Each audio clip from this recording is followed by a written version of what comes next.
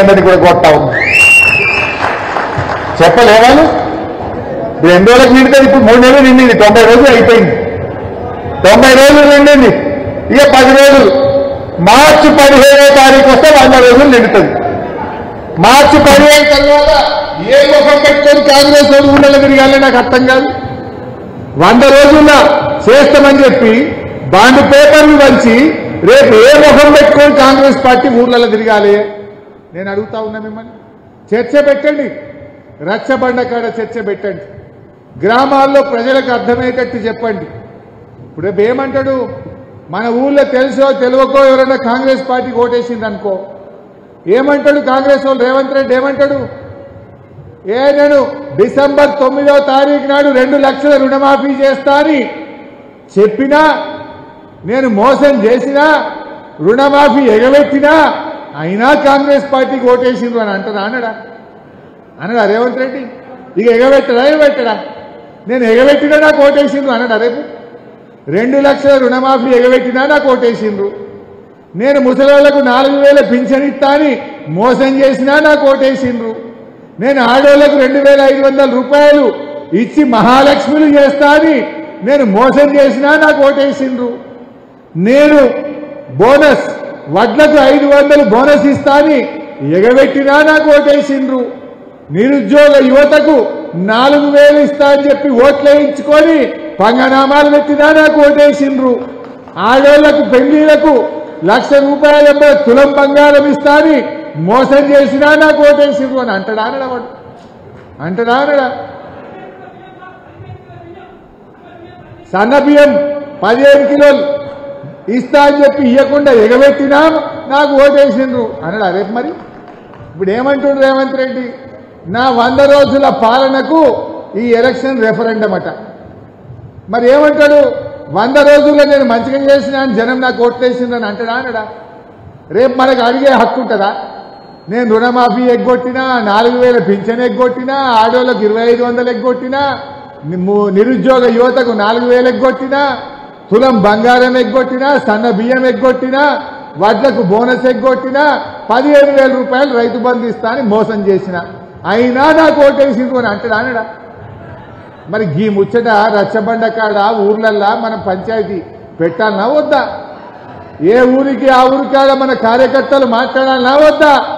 ఓ తమ్ముడు అంటుండు ఆడపిల్లలకు స్కూటీలు ఇస్తా అన్నాడు, అది కూడా యాడ్ చేయన్నా అంటుండు, సరిగా చేస్తుండు కిందికి వెళ్ళి. గట్ల చాలా ఉన్నాయి, చెప్తే 420 ఉన్నాయి, 420 ఉన్నాయి. అయితే నేననేది ఒక్కటే, ఈ కార్యకర్తలు ఏంటే ఇంకా చాలా ఉన్నాయి. నేననేది ఒక్కటి, ఇవి మనం చెప్పాలన్నా వద్దా? ఇప్పుడు నేను ఒక విషయం గుర్తు చేస్తాను మీకు. కరోనా వచ్చింది 2 ఏళ్ళు. కరోనా వస్తే ఆమ్దాని కమ్మయింది, ఖర్చు ఏమో ఎక్కువైంది. మన 5 ఏళ్ల గవర్నమెంట్లో 2 ఏళ్ళు కరోనానే వచ్చింది, దెబ్బ తగిలింది మనకి. 45 రోజులు లాక్డౌన్ అయినాయి, ఖర్చు ఏమో తప్పది, ఆమ్దానేమో నిల్లు. కరోనా వస్తే మందులు, దవాఖాన్లు, ఆక్సిజన్లు, గరీబోళ్లకు 2500 బ్యాంకులు వేసినాం, 10 కిలోల బియ్యం ఇచ్చినాం, చాలా ఖర్చు పెట్టినాం. కరోనా వచ్చినా కేసీఆర్ రైతు బంధు ఆపినాడే మీకు ఎప్పుడన్నా? కరోనా వచ్చినాడు ఆమ్దాన్ లేకపోతే మా ఎమ్మెల్యేల జీతం బంధు పెట్టిండు కేసీఆర్, మంత్రుల జీతం బంధు పెట్టిండు కేసీఆర్, ఉద్యోగస్తుల జీతం బంధు పెట్టిండు కేసీఆర్, రైతన్నలకు మాత్రం రైతు బంధు ఇచ్చిండు టైం మీద కేసీఆర్. వీడేమంటుండే ఉల్టా కదా, ఇది రైతన్నలే ఆప్తా అందరికి ఇస్తా అంటుంది. రైతులు గరీబ్ గాళ్ళు 6 గాలం కష్టపడి దేశానికి అన్నం పెట్టే రైతన్న లాస్ట్ అట, ఏసీ రూమ్లలో కూర్చుంటోళ్ళు ఫస్ట్ అట. ఇది రేవంత్ రెడ్డి సర్కార్ యొక్క నీతి. మరి మనం ఆలోచించుకోవద్దా? మనం ఎటువైపు ఉండాలి? ఇలా కరోనా వచ్చినప్పుడు అందరినీ ఆగబట్టి రైతులు కడుపులో పెట్టుకున్న కేసీఆర్ని కాపాడుకుందామా? నాకు రైతు లాస్ట్, ఏసీ రూమ్లలో కూర్చున్నోళ్ళు పెద్దోళ్ళే ఫస్ట్ అంటుండు రేవంత్ రెడ్డి. మనం ఆలోచన చేయొద్దా? రైతులు ఆలోచన చేయొద్దా? కరోనా సమయంలో కూడా రైతు బంధు ఇచ్చి కడుపులో పెట్టుకున్న కేసీఆర్ను కాపాడుకునే బాధ్యత ఇవాళ మన మీద ఉందా లేదా అని నేను గుర్తు చేస్తా ఉన్నాను. ఇప్పుడే మా మిత్రులు భూపాల్ రెడ్డి గారు చెప్పింది, అరే వానకాలం 110 కోట్లు వస్తుండే, యాసంగి 110 కోట్లు వచ్చు, 220 కోట్లు వచ్చి ఒక ఏడాదికి ఒక్క నారాయణ ఖేడ్ నియోజకవర్గానికి వస్తుండే. ఇప్పుడు వాళ్ళన్ని దానికి ఈకలు తోకలు వీక్తారు. ఇక ఇప్పుడు పార్లమెంట్ ఎలక్షన్ ఉందని ఆపిండు. పార్లమెంట్ ఓట్లు డబ్బలు పడంగానే ఇక నీకు బంధు అని అన్ని పెడతాడు. ఇక నీకు 5 ఎకరాలు దాటింది బంధు, నీ ఇంట్లో నౌకరు ఉన్నది నీకు బంధు, నువ్వు పంట వేయలేదు బంధు, నీకు మోటార్ సైకిల్ ఉన్నది బంధు, నీకు ట్రాక్టర్ ఉన్నది నీకు బంధు అని అన్ని ఇప్పుడు రేపు ఏర్తాడు. ఇక అన్నిగా రేపు ఈకలు తోకలు పెట్టి అందరికీ కోతలు పెట్టే పనిలో ఉన్నాడు. ఇక మరి మనం ఆలోచించుకోవద్దా? దయచేసి కార్యకర్తలు, మనం నష్టపోయినాం, ఇలా మనం బాధపడుతున్నాం. వాళ్ళ మాటలు వింటుంటే, వాళ్ళ చర్యలు చూస్తుంటే కార్యకర్తల గుండెలు రగిలిపోతా ఉన్నాయి. ప్రతి కార్యకర్త కూడా బాధపడుతున్నాడు. ఇవాళ ప్రతి కార్యకర్త కూడా వాళ్ళ చేష్టలు చూస్తూ ఉంటే ఇవాళ రక్తం ఉడుకుతున్నటువంటి పరిస్థితి ఉన్నది. దానికి మనం కష్టపడాలి. పార్లమెంట్ ఎన్నికల్లో విజయం సాధించి కాంగ్రెస్ పార్టీకి గుణపాఠం చెప్పాల్సినటువంటి అవసరం ఉంది. ఒక్కొక్క కార్యకర్త ధైర్యంగా గట్టిగా ప్రజలకు వచ్చి మనకు బాధాప్తా చెప్పొచ్చు, భయపడదేమున్నది. మనం చేసింది చెప్పాలి, కాంగ్రెస్ అని మోసం చెప్పాలి. ఇప్పుడు నేను చెప్పే ముచ్చట చెప్పు నీకు అంతే. అరే వాడు 2 లక్షల రుణమాఫీ 9 తారీఖు చేస్తానా లేదా? నేను 9 తారీఖు నాడు ప్రమాణ స్వీకారం చేస్తా, 9 తారీఖు నాడు మొదటి సంతకమే రుణమాఫీ అన్నాడు. కానీ ప్రమాణ స్వీకారం మాత్రం 2 రోజులు ముంగడి గుంజుకున్నాడు. కుర్చీ గిట్ట గుంజుకో కానీ 9 తారీఖు చేస్తా అన్నాడు, 7 తారీఖే ప్రమాణ స్వీకారం చేసిండా? అంటే కుర్చీ నెక్కనికి మాత్రం 2 రోజులు ముంగడికి వచ్చిండు. హామీలు అమలు చేయమంటే మాత్రం 2 ఏళ్ళు వెనక కట్టుండు. అంటే ఇది వాళ్ళ కాంగ్రెస్ వాళ్ళ నీతి. దయచేసి ఈ ముచ్చట చెప్పాలి.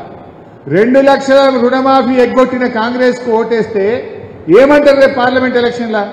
అరే రుణమాఫీ ఇవ్వకుండా ఓట్లు పడ్డాయి అంటాడా అనడా? ఇంకో మంచి మాట చెప్తా. మొన్న మోడీ గారు వచ్చింది సంగారెడ్డికి. మన బడే బాయ్ అన్నాడు. అయ్యి రేవంత్ రెడ్డి అమరే బడే బాయ్ అన్నాడు మోడీని. ఇక గుజరాత్ మॉडल అన్నాడు. సరే అవన్నీ మీకు అర్థమైనాయి. हमारे मुसलमान भाइयों भी आप लोग समझना चाहिए. अब क्या हो रहा, कांग्रेस बीजेपी कैसे मिल गए भी आजकल मालूम हो रहा. दोनों मिल गए अंदर से. रेवंत रेड्डी साहब बोलता है मोदी साहब को बड़े भाई, उन्हें बोलता है इनको छोटे भाई. बड़े भाई छोटे भाई दोनों मिल लिया. ऊपर से क्या हो रहा आप लोग देख रहे. अपन जो एमएलसी को नॉमिनेट करे तो उन्होंने गवर्नर साहबा अपने एमएलसी को रिजेक्ट कर दिया. कांग्रेस पार्टी एमएलसी नॉमिनेट करे तो एकदम पास कर देता. मालूम नहीं हो रहा. आज दोनों एक हो गए. దాన్ని కూడా ముస్లిం మైనార్టీలు కూడా ఆలోచించాలి. ఇలా బీఆర్ఎస్ పార్టీ ఒక సెక్యులర్ పార్టీ, మైనార్టీలకు రక్షణగా ఉండేటువంటి పార్టీ. ఇలా రేవంత్ రెడ్డి గారు నేనే ఆర్ఎస్ఎస్ అని చెప్పుకుంటున్నాడు. ఆయన నా పుట్టుకనే ఆర్ఎస్ఎస్ అని చెప్పుకుంటున్నాడు. అందువల్ల ముస్లిం మైనార్టీలు కూడా ఆలోచించాల్సినటువంటి అవసరం ఉంది. అయితే ఈరోజు రేవంత్ రెడ్డి గారు నిన్న దరఖాస్తు ఇచ్చిండు. ప్రధానమంత్రికి దరఖాస్తు ఇచ్చి ఒక మాట అన్నాడు. ఏమన్నాడంటే మీ ఆశీర్వాదం ఎప్పటికీ మా మీద ఇక్కడే ఉండాలి అన్నాడు. ప్రధానమంత్రిని ఏమంటాడంటే మీ ఆశీర్వాదం ఎప్పటికీ మా మీద ఇక్కడే ఉండాలి, మా తెలంగాణను మంచిగా చూడాలి అంటూ. మంచిగా వినాలి, మీరు అర్థం చేసుకోవాలి. ఒక 4 రోజులు 5 రోజులు అయితే పార్లమెంట్ ఎలక్షన్ వస్తుంది అంతే కదా. వారం లోపల నోటిఫికేషన్ వస్తుంది, ఎలక్షన్ కోడ్ వస్తుంది. వారం రోజులు అయితే దిగిపోయే ప్రధానమంత్రికి ఎవడన్నా నీ ఆశీర్వాదం ఎప్పటికి ఇట్లే ఉండాలంటాడు. నువ్వేమంటావు? నువ్వు బయట పోయి కాబోయే ప్రధానమంత్రి మా రాహుల్ గాంధీ అని నువ్వే స్పీచ్లు కొడతావు కదా. నిజంగా నీ రాహుల్ గాంధీ ప్రధానమంత్రి అయ్యేది ఉంటే మోడీ గారి దగ్గరికి పోయి మీ ఆశీర్వాదం ఎప్పటికి ఇట్లే ఉండాలంటున్నావు అంటే ఏమర్థమైంది అన్నట్టు. అంటే మీ కాంగ్రెస్ పార్టీ గెలవది, మా రాహుల్ గాంధీ ప్రధానమంత్రి కాడు అని నువ్వే చెప్పకనే చెప్పినావు అంతే కదా. అంటే మనం ఏమర్థం చేసుకోవాలి, ఈడ కాంగ్రెస్ పార్టీకి మనం ఓటేసినా ఢిల్లీలో కాంగ్రెస్ గెలిచేది లేదు, రాహుల్ గాంధీ ప్రధానమంత్రి అయ్యేది లేదు. అది ఎవరో చెప్పలే, రేవంత్ రెడ్డి చెప్పిండు అంతే కదా. కాంగ్రెస్ ఓటేయడం అంటే మోడీ వేసినట్టే. రాష్ట్ర ప్రభుత్వం ఆల్రెడీ ఉన్నది, కొత్తగా రాష్ట్రంలో అధికారంలో మారేది లేదు, రేవంత్ రెడ్డి దిగిపోయేది లేదు, ఢిల్లీలో రాహుల్ గాంధీ ఎక్కేది లేదు. అంటే ఏం చేయాలి ఇప్పుడు? మనము బీఆర్ఎస్ పార్టీని గెలిపించుకోవాలి. బీఆర్ఎస్ గెలవాలి, తెలంగాణ నిలవాలి. బీఆర్ఎస్ గెలిస్తేనే తెలంగాణ గొంతు గట్టిగా వినపడగలుగుతుంది, తెలంగాణ హక్కుల కోసం పోరాడగలుగుతుంది, తెలంగాణ ప్రజల పక్షాన నిలబడగలుగుతుంది బీఆర్ఎస్ పార్టీ. గల్లీ లెవెల్ గవర్నమెంట్లు ఉన్నా, ఢిల్లీ లెవెల్ గవర్నమెంట్లు ఉన్నా మన కోసం కొట్లాడేటోడే ఇక్కడ ఎంపీగా గెలవాలి, మన కోసం నిలబడేటోడే ఇక్కడ గెలవాల్సినటువంటి అవసరం ఉంది. ఇలా రేవంత్ రెడ్డి అని దిగిపోడు కదా ఎంపీ ఓడిపోతే. అందుకోసం మనం ఏం చేయాలి? రేవంత్ రెడ్డి చేత ఈ హామీలన్నీ అమలు చేయించాలంటే, ఎవైతే 100 రోజుల్లో చేస్తామని రుణమాఫీ చేయలేదో, 2500 పెన్షన్ ఇవ్వలేదో, 4000 పెన్షన్ ఇవ్వలేదో, 2500 అక్క చెల్లెలకు ఇవ్వలేదో, అవన్నీ అమలు కావాలంటే మనము కాంగ్రెస్ ను ఓడిస్తేనే మనం గట్టిగా మెడను వంచి కాంగ్రెస్ చేత అమలు చేయించగలుగుతాం. రేవంత్ రెడ్డికి సురుకు పెట్టాలి, కాంగ్రెస్ పార్టీకి సురుకు పెట్టాలి. బిడ్డను 2500 ఇస్తా అని అక్క చెల్లెలను మోసం చేసినావు, బిడ్డను 4000 ఇస్తా పెన్షన్ అని మోసం చేసినావు, 1500 రైతు బంధు ఇస్తానని మోసం చేసినావు, 500 క్వింటల్కు బోనస్ ఇస్తానని మోసం చేసినావు. అందుకే పార్లమెంట్ ఎన్నికల్లో నీకు సురుకు పెడుతున్నాం, నీకు కాంగ్రెస్ పార్టీని ఓడగొడుతున్నాం, ఇప్పటికన్నా అమలు చేయి అని మనం గట్టిగా సురుకు పెట్టాల్సిన అవసరం ఉంది. ఈ పని మనం ప్రజలకు అర్థమయ్యేటట్టు చెప్పాలి. అర్థమైందా మంచిగా? రేవంత్ రెడ్డి చెప్పిండు ఢిల్లీలో కాంగ్రెస్ గవర్నమెంట్ వచ్చేటట్టు లేదు, రాహుల్ గాంధీ ప్రధానమంత్రి అయ్యేటట్టు లేడు, మరి గెలవని దానికి మనం ఎందుకు ఓటేయాలి? అంతే కదా. మరి ఇక బీజేపీ ఇక్కడ గెలవదు. మరి మన బీఆర్ఎస్ పార్టీ గెలిస్తే ఇగో ఇవన్నీ గట్టిగా వాళ్ళ మెడలు వంచి అమలు చేయించవచ్చు. సురుకు తలగద్దా రేవంత్ రెడ్డికి? ఆయనకు అర్థం కావద్దా? నేను 2 లక్షల రుణమాఫీ చేయలేదు కనుక నన్ను ఓడగొట్టిండ్రు, నేను 2500 అక్క చెల్లెలకు ఇవ్వలేదు కనుక నన్ను ఓడగొట్టిండ్రు, ముసలోళ్లకు 4000 పింఛన్ ఇవ్వలేదు కనుక నన్ను ఓడగొట్టిండ్రు, వడ్లకు బోనస్ ఇస్తా అని రైతుల్ని మోసం చేసిన కనుక నన్ను ఓడగొట్టిండ్రు. నాకు అర్థమైతే అవన్నీ వస్తాయి. అవన్నీ రావాలంటే మనం గట్టిగా ప్రజలకు, రైతులకు అర్థమయ్యేటట్టు చెప్పాల్సిన అవసరం ఉంది. అన్ని ఉద్దర బేరం ఇచ్చిరు, ఉద్దర ఏమో చేసిండు, నగదు బదిలీ ఆపిండు. ఇప్పుడు ఆర్టీసీ ఉచిత బస్సు అన్నాడు, అది ఉద్దర బేరం, ఆర్టీసీ వాళ్ళకి కట్టాలి, గవర్నమెంట్ మెల్లకి కడతాడు. కరెంటు ఫ్రీ అన్నాడు, అది చారణ మందికి ఇచ్చిండు, 12 మందికి ఇంకా ఇయ్యనే లేదు, అది కూడా ఉద్దర బేరం, కరెంటు వాళ్ళకి ఇంకా సిరి కట్టాలి. నగదు బేరం అయింది, సీదా ముసలికి ఇచ్చే 4000 నగదు, అది ఆపిండు. 2500 సీదా అక్క చెల్లెల అకౌంట్లో వేయాలి నగదు, అది ఆపిండు. ఉద్దర బేరం నడిపించిండు, నగదంతా ఆపిండు. 2 లక్షల రుణమాఫీ, సీదా రైతుల అకౌంట్లో డబ్బులు వేయాలి, అది నగదు బేరం, అది ఆపిండు. అంటే ఇదంతా మోసం జరుగుతూ ఉన్నది. అందువల్ల ప్రజలను మనం ఎడ్యుకేట్ చేయాలి. ఇంకోటి, మనం బీఆర్ఎస్ పార్టీ అంటేనే తెలంగాణ ప్రజల కోసం పుట్టిన పార్టీ. మనం తెలంగాణ ప్రజల కోసం ఆనాడు ఏదో గవర్నమెంట్ వస్తుందని కాదు, మనం కొట్లాడినాం, జైళ్లలో పడ్డాం, దెబ్బలు తిన్నాం, తెలంగాణ కోసం పోరాడి ఢిల్లీని కదిలించి తెలంగాణ తెచ్చిన వాళ్ళం మనం. ఈ రేవంత్ రెడ్డి అన్న జై తెలంగాణ అన్నాడే, ఆనాడు ఉద్యమంలో జై తెలంగాణ అనలే, కనీసం ముఖ్యమంత్రి అయినాక కూడా ఇప్పటిదాకా ఒక్కనాడు జై తెలంగాణ అన్నాడు. ఆయనకు తెలంగాణ మీద ఏం ప్రేమ ఉంటుంది? తెలంగాణ అమరవీరుల స్తూపం దగ్గర కనీసం 2 పువ్వులు కూడా పెట్టలే ఈ మనిషి. ఒకనాడు అమరులకు శ్రద్ధాంజలి కూడా ఘటించని వ్యక్తి. ఆయనకు మన మీద ప్రేమ ఉంటుంది. అందువల్ల మనం జాగ్రత్తగా పనిచేసుకోవాల్సిన అవసరం ఉంది. మీరు కార్యకర్తలు రేపు స్థానిక సంస్థల ఎన్నికల్లో కూడా సర్పంచ్, ఎంపీటీసీ, కౌన్సిలర్ వచ్చినప్పుడు కూడా నేను వస్తా, మీకోసం భూపాలన్నా మేమందరం కూడా పనిచేస్తాం, తప్పకుండా మీ అందరం నిలబడి గెలిపించుకుంటాం. ధైర్యంగా ఉండండి. అది ఇంకా 6 నెలలకు అవుతుంది, అప్పటి వరకు పొల్లు అవుతుంది కాంగ్రెస్. ఇప్పుడిప్పుడే చిన్నగా అర్థమవుతుంది పబ్లిక్, అరే మోసం అయిపోయా. వీడు 9 తారీఖు 2 లక్షలనే ఉత్తదే చేసే, బోనస్ ఉత్తదే చేసే, పింఛన్ ఉత్తదే చేసే జనంకి అర్థమైతలేదు. ఇంకా 4 రోజులు ఇంకా మంచిగా మనసును పడుతుంది. నాకు తెలిసి అప్పుడైతే మీరు అల్కకి వెళ్తారు, జెడ్పీటీసీలు, ఎంపీటీసీలు కళ్ళు మూసుకొని వెళ్తారు. మీరు ఏం బాధ లేదు. నేను మీ అందరితో కోరేది, ఎంపీ ఎన్నికలు మనకు చాలా ముఖ్యం. దయచేసి గ్రామాల్లో కూసున్న కాడ చర్చ పెట్టరు, దావత్కు పోయినా, పెళ్లికి పోయినా, 7 జమైనా కూడా ఇవన్నీ ముచ్చట్లు చెప్పాలి. ఢిల్లీలో కాంగ్రెస్ వచ్చేది లేదు, మరి ఇక్కడ మన బీఆర్ఎస్ గెలిస్తేనే మంచిగా ఉంటుందనే ముచ్చట అందరికీ కూడా అర్థమయ్యేటట్టు చెప్పండి. కాంగ్రెస్ మోసాలను ఎండగట్టండి. సంఘటితమై కార్యకర్తలందరూ కూడా ఒక్కతాటి మీదకి వచ్చి రేపు నారాయణ ఖేడ్లో మొన్న 6000 మైనస్, రేపు ఎంపీ ఎన్నికల్లో 6,000 ప్లస్ ఇచ్చి చూపించాలని చెప్పి నేను మీ అందరినీ కూడా కోరుతా ఉన్నా.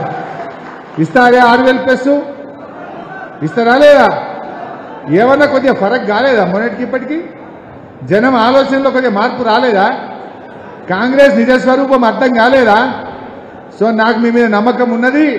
రేపు ఎంపీ ఎన్నికల్లో నారాయణఖేడ్లో 6,000కు పైచీలకు మెజార్టీ మీరు ఖచ్చితంగా అందించే విధంగా కృషి చేయాలని చెప్పి కోరుకుంటూ, ఇక బీజేపీ గురించి కూడా చర్చ పెడుతుంది అక్కడక్కడ. మనం 2 సార్లు ఎంపీ చేసినాం బీబీ పాటిల్ని. ఏమైనా కమ్మి చేసినా ఆమె మోసం చేసి బీజేపీలో చేరింది. ఆయనకు కూడా గుణపాఠం చెప్పాలి. తల్లి లాంటి బీఆర్ఎస్ పార్టీ జన్మనిచ్చింది నీకు, రాజకీయ జన్మనిచ్చి నిన్ను 2 సార్లు ఎంపీ చేస్తే ఇవాళ బీఆర్ఎస్ పార్టీకి నువ్వు మోసం చేసినావు బిడ్డ అని చెప్పి ఆయనకు తగిన గుణపాఠం చెప్పేటట్టుగా, బీజేపీకి గుణపాఠం చెప్పేటట్టుగా కూడా మీరందరూ కూడా గట్టిగా కార్యకర్తలు కృషి చేయాలి. ఇంకోసారి ఎవరైనా పార్టీ మారాలంటే వాళ్ళకు బుద్ధి వచ్చేటట్టుగా గట్టిగా మన కార్యకర్తలు కూడా కృషి చేయాలని చెప్పి కోరుకుంటూ, జై తెలంగాణ, జై తెలంగాణ, కారు గుర్తుకే జై తెలంగాణ.